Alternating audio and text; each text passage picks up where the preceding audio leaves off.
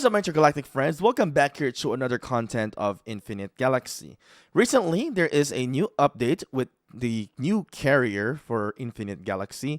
So let's go and try to explore what this is and how is this going to change the gameplay of Infinite Galaxy. And then also, let's talk about the investment and where should you be now investing within Infinite Galaxy. This carrier is a little bit of a game changer, I think, in the future once these are, very well developed. My name is Shinchi42. I'm one of the few content creators here for Infinite Galaxy. I do appreciate if you guys would consider subscribing to the channels and support whenever we upload an Infinite Galaxy content by watching the ads, because that's how I make my money and make my revenue. So I do appreciate it whenever you guys do that, and as well as share this video. I know there's many players out there that plays Infinite Galaxy. Spread the word, support the content creator, and we can definitely keep on providing all these information and future guides as well. If you are looking for specific guides that you need to be made, reach me out on Discord. There's a link in the description, or also just comment them in the comment section below. There's a few things where you can help me as a content creator by watching the video in retention time, leaving a like, leaving a comment, and as well as sharing them to your other peers. So now let's talk about the carrier in here. The carrier is quite interesting. This is brand new. All right. This is something that you are going to be equipping, or is going to be something that you are going to bring with your fleet. And you can only bring the carrier once. There's only one carrier. There's not two carriers. So currently, my carrier is at rank 1. For you to move into the rank level 30, I guess, you have to move to rank 2, I guess. Still trying to figure that out. But there's a few things that you need to understand. The carrier can be upgraded. And you can upgrade the carrier by, getting the value pack, or just by doing the training-based challenge. So let's take a look at what the items that you need. You need the liquid metal to improve your carrier. Now, I've seen other players with really high-level carriers already.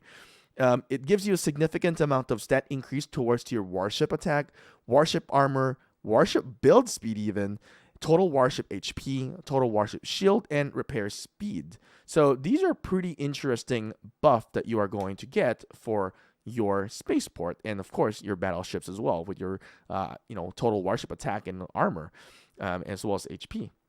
All right, so the carrier, how do we equip this? Go into your formation in here, and then you can see that the carrier is in here, and you'll have a little symbol here on the top. So you can change it. If I want to remove the carrier from my main fleet, I just equip that here. I'll save it. Now it's switch. But, ideally you would want it to be with your main fleet. So as you can see, without carrier, with carrier. And it looks pretty cool.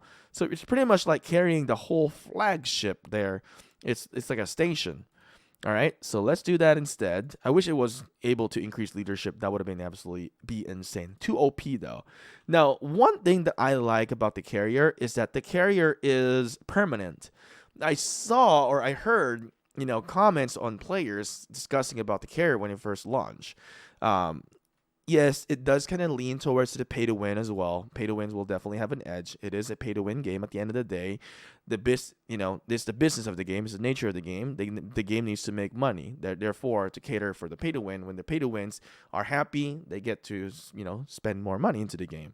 So that is completely normal. I understand that, but there's always going to be free to play who are playing the game. And what's nice about this is that this is actually a permanent buff. That means that eventually the pay to wins will have a flat line, and free to play, maybe low spenders, will be able to catch up a little bit, but not too fast, of course.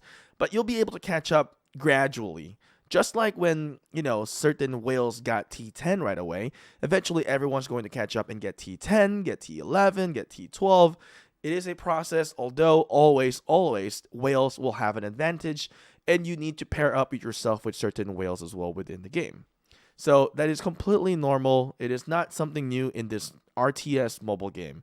So if you're freaking out, I know you're not going to quit. You're still going to play at the end of the day. I mean, even for me, I still enjoy this game still. So, all right, a few things in here. Now, once you've upgraded your carrier, increase the level, or as you can see, I'm now level 4. There is this thing called Nano lithograph and device system. I still don't understand the whole thing in here. So I won the Lost Star Cluster. And I have a little bit of stuff in here.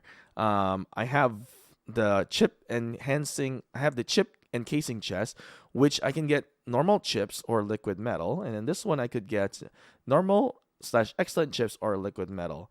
And the reward preview here is this. And I think this is what we kind of like equip. All right, so you can see this increase in final damage for all fleets. So let's go and do a 10 times summon here. I think you can switch. There we go. You can switch there. So let's do a 10 times summon there. And this is what we got. All right. And let's go into depot. And you can see we have this. Now it says that you can fuse it. This is all new to me. All right. What do you mean by fusing it? So what if I fuse it? All right. So, oh, okay. So it goes into different tiers in here. So you can see there's 3 of this one. So I can fuse this. It becomes a green. All right. Let's fuse 1. It turns into green. And we have 1 of the green. So if we want to turn it to blue, we need 3 of these to get to fuse it. All right. So that's quite interesting. Another aspect in here. Let's go into the purple one in here, and let's do 10 summons in here. All right, we got 2 fire overdrive, and let's see, what can we fuse? We can't fuse this. This is not gonna work. We don't have enough. All right, not enough there. All right, this one we can fuse. Let's fuse that. So I guess it goes to different tiers in here. So this is like normal, or this one is like normal, the gray one, and then it goes to a little bar.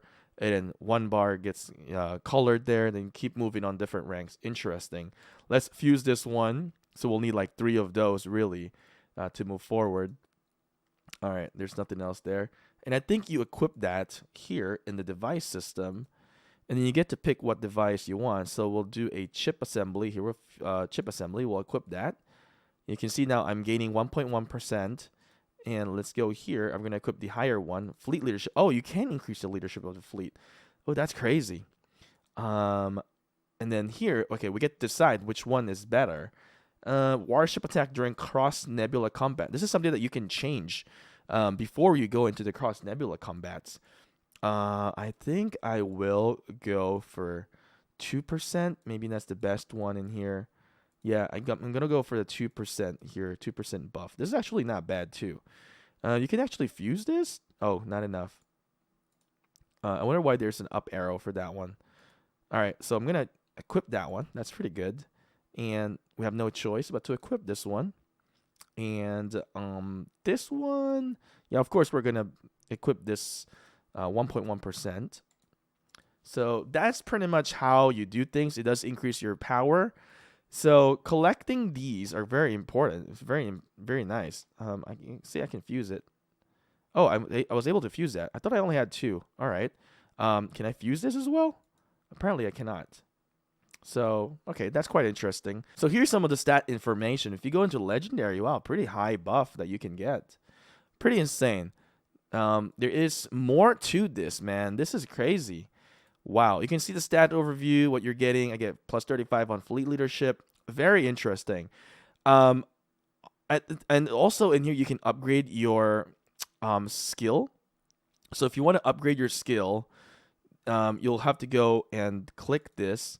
And you can actually, oh, the only option here is to buy. Oh, that's kind of difficult. That is going to be very hard for free to play. You have to make this purchase in here for the domain control module. They maybe are going to be releasing an event, maybe. They have to be releasing an event for us to obtain the domain control module for free. I did make a purchase for this. You can see I have 24. There is no way for me to use it. Since this is still brand new, I have no idea how to utilize this in here. I have no idea how to utilize that. But the carrier is here. It's not something that is going to get removed, right? It is pretty interesting. It adds up a little bit onto the strategy of the game. And yes, you may say it's a pay to win, but it also adds a little bit different strategy against pay to wins as well as, you know, low spenders and free to play. It kind of shifts things in here where like, okay, what kind of stuff do I need to improve here? Kind of like another equipment system, which is pretty interesting. That's buffing your whole fleets in there. One thing I like as well that's, you know, Infinite Galaxy has been releasing is this conversion to the gold blueprints. I think that was pretty cool, and it's pretty nice that they're doing that. The drop rate for this Dark Star component is very low, by the way. That's one thing that I want to say. I'm always going to try to give you guys my honest opinions with this thing. I think the carrier is a little bit into the pay-to-win side, but at the same time, free to play. You're not just gonna quit just because that happened. You can always improve. It does take a while for you to get to that point. I do hope the upgrade for skill, the item for that will be released so that everyone can enjoy and upgrading things. I hope that Infinite Galaxy will release more things in here that will, make it easier for the carrier stuff to be implemented within the game. Now, the question is, should you now still focus on, the singular energy or the carrier? I think for the most part, like for my case, I'm just gonna try to focus on the carrier because my setup is really just like one fleet setup at the end of the day. If you are not a heavy spender, you're not like a Kraken, then I wouldn't recommend for you to focus on singular energy anymore because the carrier is quite interesting and you can definitely knock people out if you have a pretty solid carrier. So that's my opinion. Let me know what you think in the comment section below. So let me know, all right? I'll read them. I'll see you guys again next time. Thank you guys for watching. Peace out.